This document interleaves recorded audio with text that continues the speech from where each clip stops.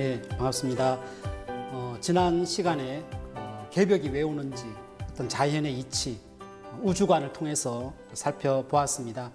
이제 개벽이 어떻게 오는지, 어떤 사건으로 오는지, 거기에 대한 준비는 무엇을 해야 되는지 이런 내용을 가지고 살펴보도록 하겠습니다. 그래서 이 강의 제목은 가을 개벽을 넘어 구원의 길로 이렇게 정했고요. 상제님께서는 이 천하의 대세를 아는 자는 생기, 살 기운이 붙어 있고 천하 대세의 어두운 자에게는 사기, 죽는 기운밖에 없다 이런 말씀을 하셨는데 결국은 개벽의 관문을 통과하는 가장 선제 요소가 뭐냐, 대세를 알아야 된다는 이 말씀을 먼저 머리에 주입을 하고 제 말씀을 들어주면 좋겠습니다. 자, 그림 도표를 하나 보겠습니다. 세계자연기금에서 2014년도 지구 생명 보고서에 이런 내용을 언급한 사실이 있습니다. 2013년부터는 어머니 지구가 1.5개 더 있어야 된다. 결국은 지금의 이 지구는 더 이상 인간을, 더 많은 만물을 수용할 수 있는 범위를 벗어났다. 이게 이제 2013년부터 언급이 되었습니다. 그러면서 2030년에는 지구가 2개 있어야 되고 50년이 되면 지구가 3개가 있어야 된다. 아니 어떻게 지구가 계속 이렇게 시간에 따라서 만들어질 수 있겠습니까? 그렇다고 해서 어떻게 그럼 이 성장을 멈춰야 되는데, 그럼 성장을 멈춰야 될지, 지구를 더 만들어야 될지, 이걸 한번 고민을 우리가 해봐야 되는데, 1강에서 우리가 살펴본 우주의 영원한 그 근본 질서는 생장, 영장입니다. 우리가 봄은 탄생하고, 여름은 성장을 하고, 이걸 이제 성천이라고 합니다. 양의 시간대라고 하죠. 근원에서 멀어지는 역운동을 합니다. 그게 분열의 극한에서, 가장 성장의 극한에서는 이제는 수렴, 통일을 하는 그런 시간의 변화 운동을 한다는 거죠. 그래서 우리가 가을의 정신은 수렴, 수확이고, 겨울은 다시 폐장해서 휴식하는 이런 사계절로 이렇게 시간의 길이 있는데요. 분명한 것은 정화, 이 정화라는 것은 더러운 것을 씻어낸다라고 했죠. 더러운 것을 씻어낸다, 깨끗하게 한다. 그럼 어떻게 씻어내는가? 어떻게 깨끗하게 인류를 씻어줄 수 있는가? 그리고 어떻게 이 동서양의 판을 고르게 할 수 있는가? 그것은 상제님께서 병으로 씻어내고 병으로 지구의 판을, 동서양의 판을 고른다라고 하는 말씀을 해 주셨습니다. 잠깐 영상 한번 보도록 하겠습니다. 천지 1월의 질서를 다스리시는 대우주의 통치자 증산 상제님이 일찍이 역사의 대세를 전쟁과 병난으로 선언하셨다. 앞으로 싸움이 날만하면 병난이 날 것이니 병난이 곧 병난이니라. 앞으로 세계 전쟁이 일어난다. 그때는 인력으로 말리지 못하고 오직 병이라야 말리느니라. 선천상극의 원한의 역사를 끝낼 최후의 한판 승부. 앞으로 지구의 문명사가 뒤바뀌는 마지막 천지 대전쟁입니다. 전쟁이 있는 곳에 언제나 전염병도 함께했습니다. 전염병은 전쟁의 승패를 넘어 인류 문명의 질서를 송두리째 바꾸는 신의 손길로 작용합니다. 때문에 앞으로 닥쳐올 팬데믹은 단순한 바이러스와의 전쟁이 아니라 돌아보건대 선천 봄 여름철의 분열과 성장 중심으로 달려온 인류는 부천 가을의 통일과 성숙을 향한 상생 대통합의 새로운 시대로 넘어가는 대전환기를 맞이했다. 우리가 영상을 이렇게 봤는데요. 가을이 오는 그 이치는 누구도 막을 수가 없습니다. 자연의 이치 속에 인간은 살아가고 인간만이 아니라 신도 자연의 공간과 시간의 어떤 질서에 의해서 존재하는 겁니다. 막을 수는 없지만 그것을 극복을 해서 다음 세상으로 넘어가는 대도약의 어떠한 그런 준비를 우리 인류가 해야 되는 거죠. 근데 상제님 말씀에는 앞으로 이 전쟁병, 질병, 병자를 말씀을 하셨는데 병난과 병난, 전쟁과 병난이 함께 동시에 온다. 참 혐오감을 준다라고도 생각할 수 있는데 이거는 어쩔 수가 없어요. 그게 왜 그런가? 그것을 계속 한번 알아보도록 하겠습니다. 그것은 선천은 상극의 운이다. 이 7글자에 그 이치가 담겨 있습니다. 인류가 탄생하고 성장한 지난 봄, 여름의 정 과정은 상극이 이치고 상극이 운이고 상극이 생명입니다. 그게 법칙이죠. 이 우주 환경, 결국 이 우주 환경, 집안 환경 자체가 서로 극하는 상극의 운의 시간대에 우리가 살아가고 있기 때문입니다. 자, 그것은 또 그림 한 장을 이렇게 보게 되면 우리가 흔히 이렇게 보리밟기라고 하죠. 우리가 보리를 심고 난 뒤에 자랄 때 밟아줍니다. 태어나고 자라나는 법칙이 상극입니다. 우리가 스프링 효과라고 하는데 누른 만큼 튀어오르는 겁니다. 이 이치에 의해서 선천 상극은 서로 경쟁하고 부조화되고 불균형되고 그게 어떻게 보면 존재의 목적이 될 수도 있고 존재의 원리가 되었다는 겁니다. 상극. 선천은 상극의 운이다. 근데 상극의 운이 영원히 가는 게 아니라 가을 개벽, 후천 개벽을 통해서 이제는 상생, 서로 잘되게 하는, 서로 살리는 그런 그 이념이, 정신이 이 후천이라고 말씀을 해 주셨는데요. 자, 화면을 한번 보시죠. 모든 문제는 불균형, 부조화에서 발생합니다. 지금 이 천지자연도, 인간도, 문명도 다 균형이 깨어졌죠. 가을 개벽 실제 상황이 왜 일어나는가? 문제는 균형입니다. 불균형입니다. 이 해결책이 뭐냐? 갱생, 다시 태어나야 된다. 어떻게 보면 천명이 뭐냐? 우리 인류에게 주어진 이번에 문명과 인간의 주제, 문제, 숙제가 뭐냐?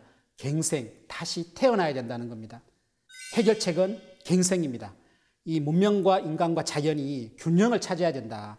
그래서 자연개벽은 청갱생이고 우리가 인간개벽은 인갱생이고 문명개벽은 지갱생으로 이렇게 말씀을 선언을 해 주셨습니다.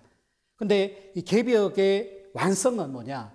개벽의 완성은 자연과 문명이 아니라 개벽의 완성은 인간개벽입니다.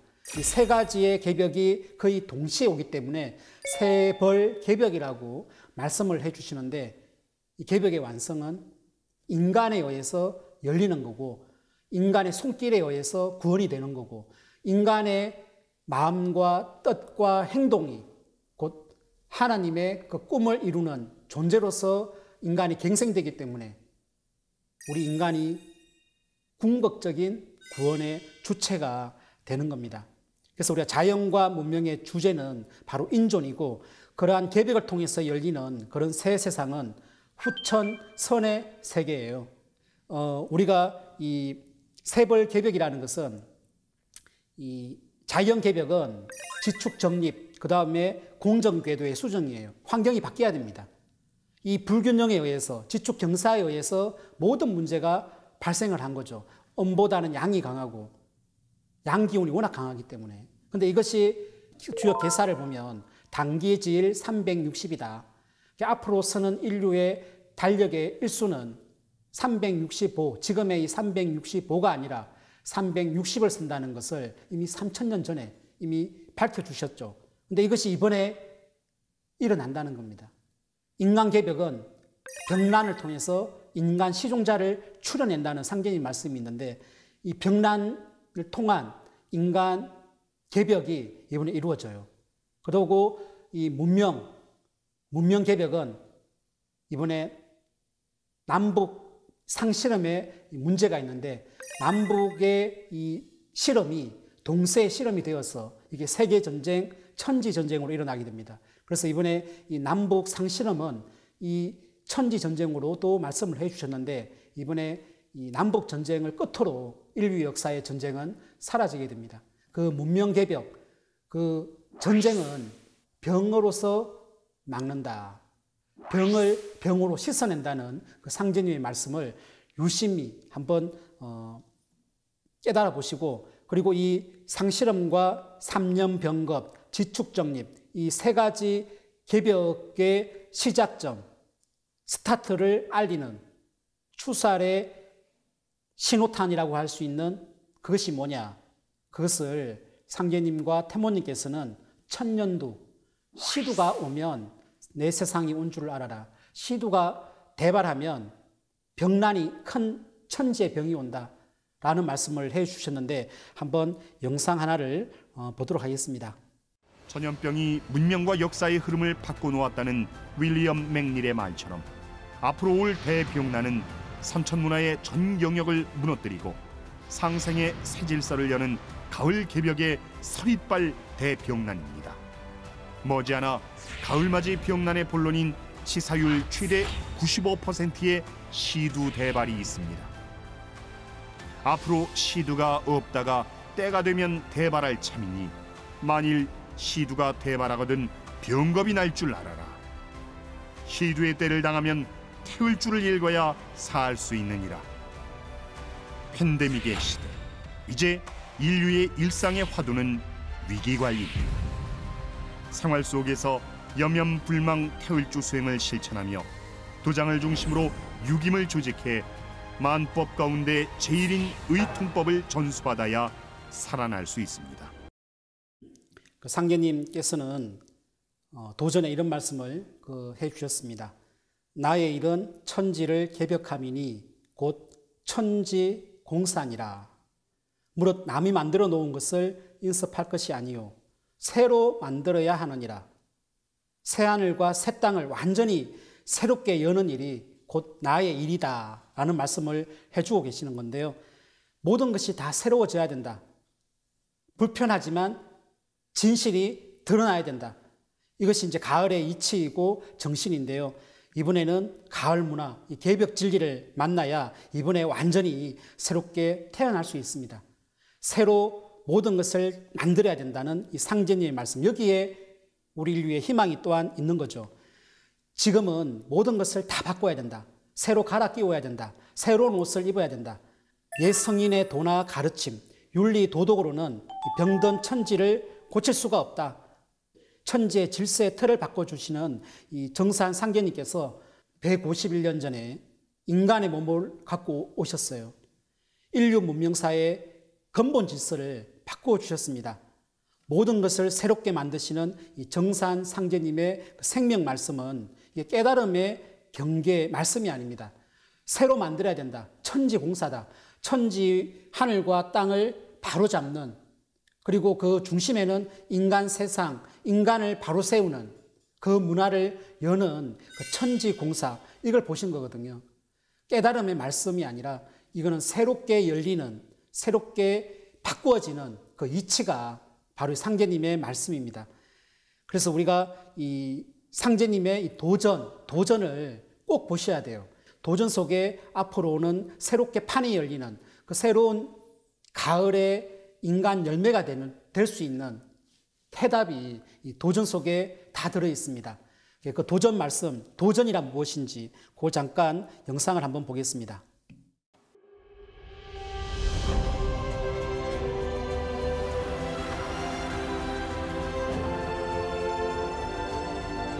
세상은 어디를 향해 가는 걸까요?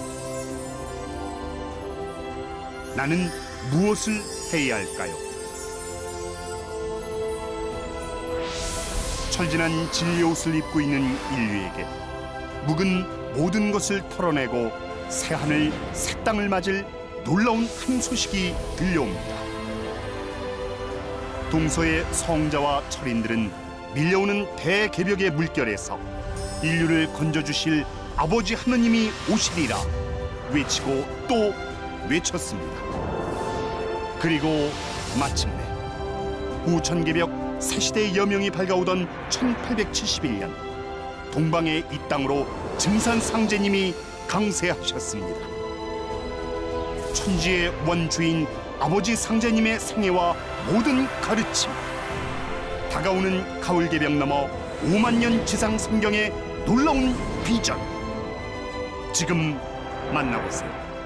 후천 성경 건설의 무극대도 새 진리원전 도전.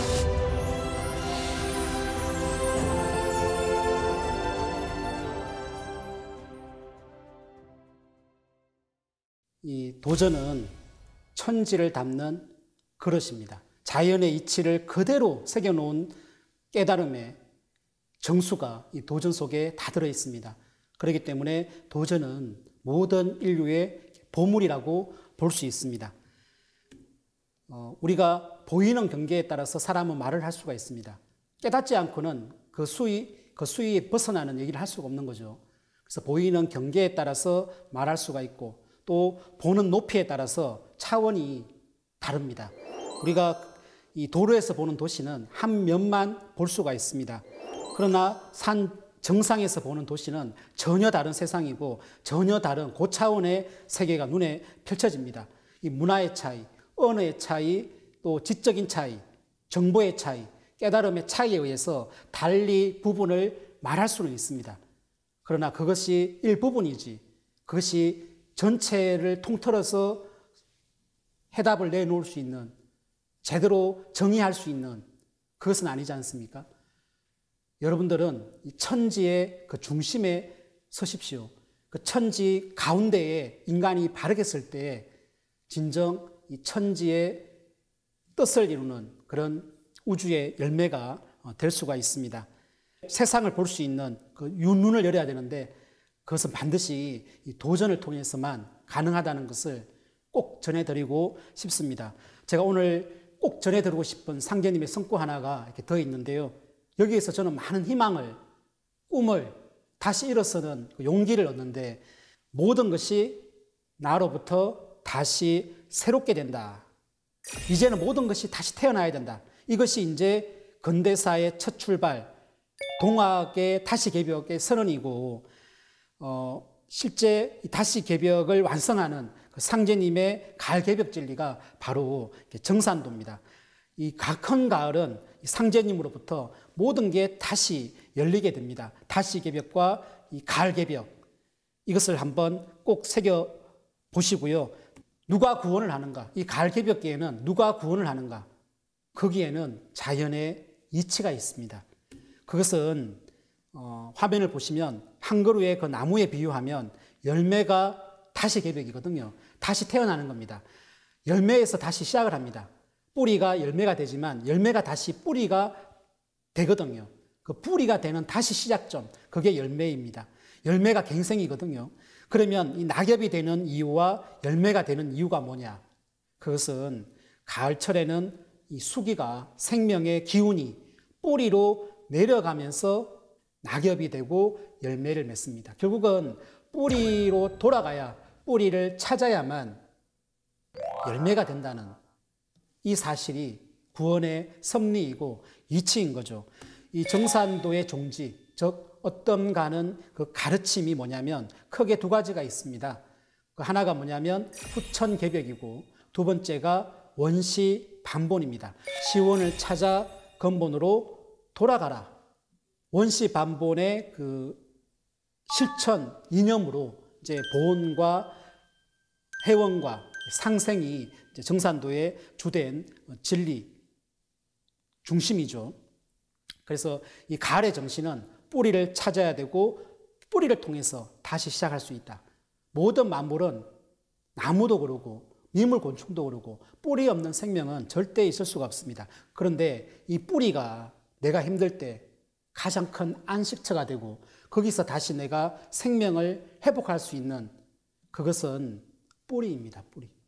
내 부모가 뿌리고 내 조상님이 뿌리고 국가로 얘기하면 우리 국조 성신 삼신님이 우리들의 뿌리가 되는 겁니다. 그 뿌리를 찾을 수 있을 때 열매가 된다는 것이 이치거든요. 구원관이라는 것은 보편적이어야 된다고 생각을 해요. 그것은 오직 자연의 이치, 섭리가 구원관의 핵심 포인트가 되어야 된다고 봅니다. 상제님 말씀을 한번 이렇게 보면 만성 모든 선령신들이 모두 나에게 봉공하여 덕을 쌓음으로써 자손을 타내리고 살 길을 얻게 되나니 너희에게는 선령 조상이 하나님이다. 너희는 선령을 찾은 연후에 나를 찾아라. 선령을 찾기 전에 나를 찾으면 욕급 선령을 욕되게 한다. 사람들이 천지만 섬기면 살 줄 알지만은 먼저 저희 선령에게 잘 빌어야 하고 또 그 선령이 나에게 빌어야 비로소 살게 된다. 그러니까 너희들의 첫 번째 하나님은 내가 아니고 너희들의 뿌리인 조상 선령이다.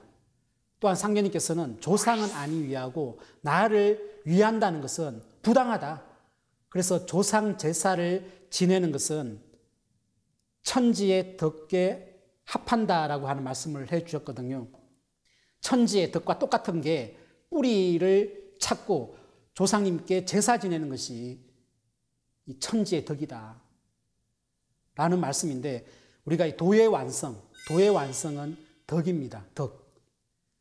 도만으로는 되지 않습니다. 자연의 이치만으로는 되지 않습니다. 거기에는 배품이 있어야 되고 인간의 노력이 있어야 되고 행동이 있어야 된다는 거죠. 그 행동이 결국은 완성입니다.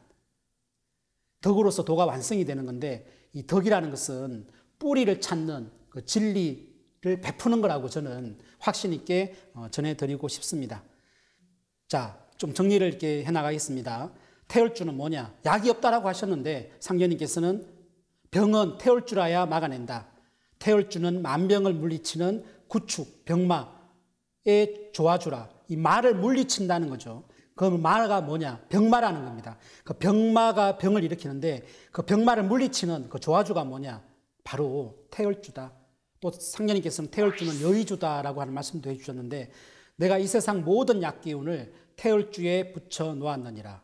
약은 곧 태울주다.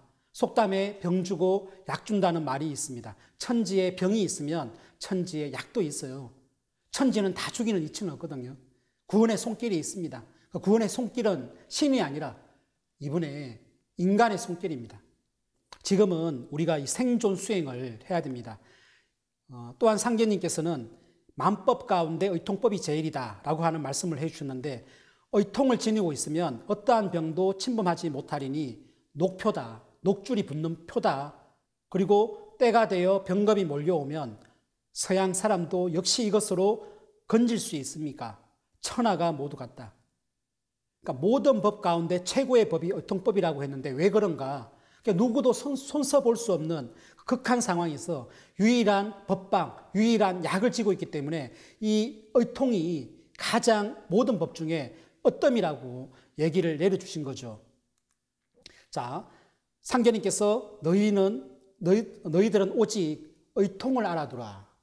상계님은 의통을 전수를 해주셨어요. 이게 정산도의 진법, 도법의 그 정수가 전수되어지는 건데, 이번에는 우리가 이 의통법과 태울주를 전수를 받아야만 이번에 우리 인간이 가을 후천 성경세계로 들어설 수가 있습니다. 우리가 이 태울주라고 하는 것은 유형의 그 신권이라고 본다면 의통이라는 것은 유형, 실물입니다.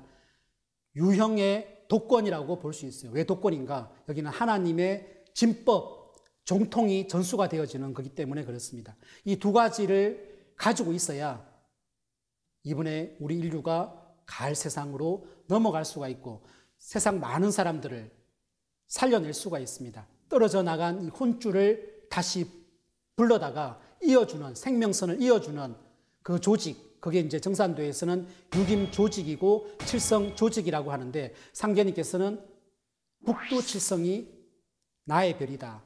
내 별이 칠성이다 라고 하는 말씀을 해주셨는데요. 여러분, 하나님의 별자리가 어딘 줄 아세요? 그 칠성입니다. 칠성. 근데 요즘 그 뉴스 하나를 본 적이 있는데 잠깐 이걸 한번 보도록 하겠습니다. 극한 에너지를 지닌 우주선이 북두칠성 근처에서 나온다는 사실을 100여 년 만에 규명했습니다.